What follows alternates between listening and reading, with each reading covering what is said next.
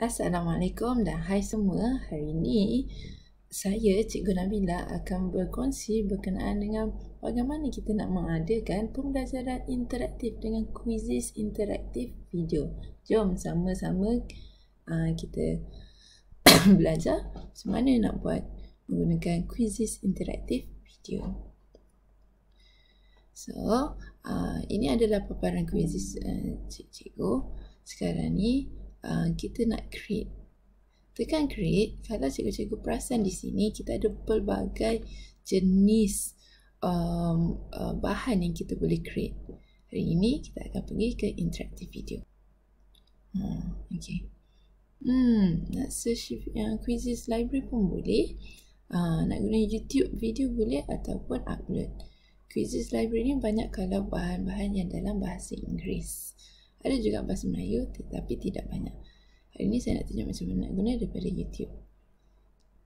Contohnya kita tentang bentuk piawai.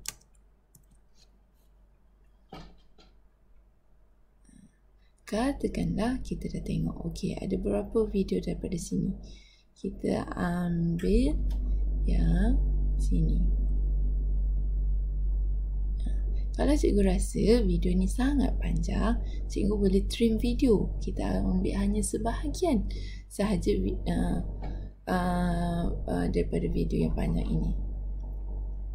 Contohnya, saya nak ambil yang setakat ni je. Kita ambil sampai sini. Okey. Lepas tu, kita dah trim. Kita dah bolehlah tekan proceed. Lepas tekan proceed, saya akan masuk video dekat sini. Cikgu boleh tambah soalan ataupun kalau rasa tak nak guna, are you enjoying the video lesson, tak nak guna, cikgu boleh delete. Kita akan masukkan soalan. Kat sini ada boleh masukkan soalan, ada juga boleh add a note. So let's say Okay.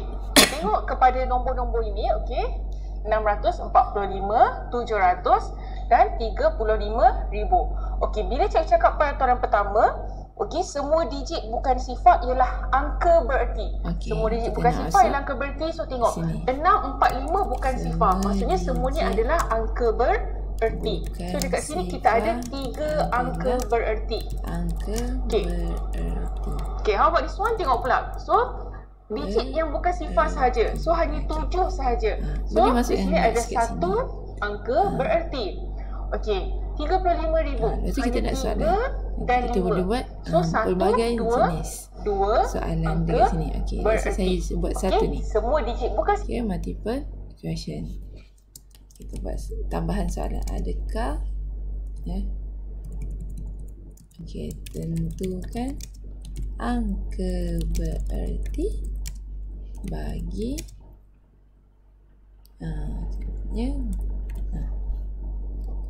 ni 2 angka bererti, 3 angka bererti, 4 angka bererti atau 5 angka bererti. Okay, kita boleh tick kepada jawapan yang betul 4 atau save. Dia ada soalan dekat sini dah. Let's see, kita teruskan lagi. Bukan sifat ialah angka bererti. Saya ni pula angka bererti. Okey, sama juga 1, 2, 3, 4. So di sini ada 4 angka bererti. Ini saya nak gunakan 4. Sini adalah 4 angka bererti. Kerana sifat di antara nombor bukan sifat ialah angka bererti. Fill in the blank. Okey, nyatakan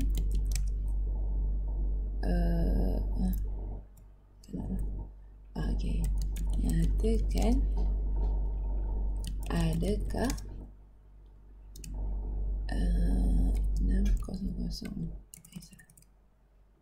8003 mempunyai 4 angka bererti.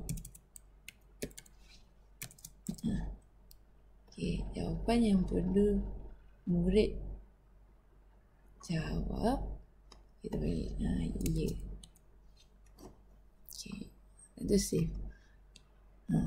Cikgu boleh terus buat macam-macam. Try publish. Dah siap. Kita boleh publish. Kita masuk yang ini angka bererti.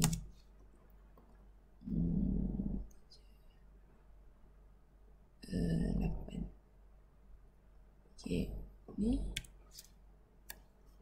Pilih. Malaysia. Malay. Okay, publish. Jom kita publish dan kita tengok bagaimana rupanya soalan ni. Okay, kita boleh preview. Let's see. Kita nak tengok macam mana rupa soalan ni. Okay, preview as students.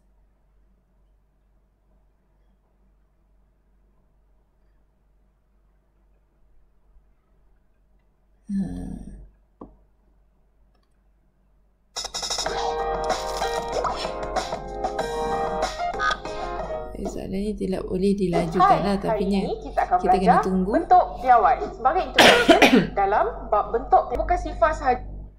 Tada, dia ada keluar nota di sini. Lepas tu got it. So hanya 7 sahaja.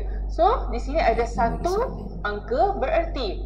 Okey, 35,000 hanya 3 dan 5. So 1, 2 angka bererti. Okey, dia keluar soalan dan murid boleh pilih. Kalau betul, dia tulis correct. Okey, itulah bagaimana nak menggunakan quizzes interaktif video. Selamat mencuba. Bye.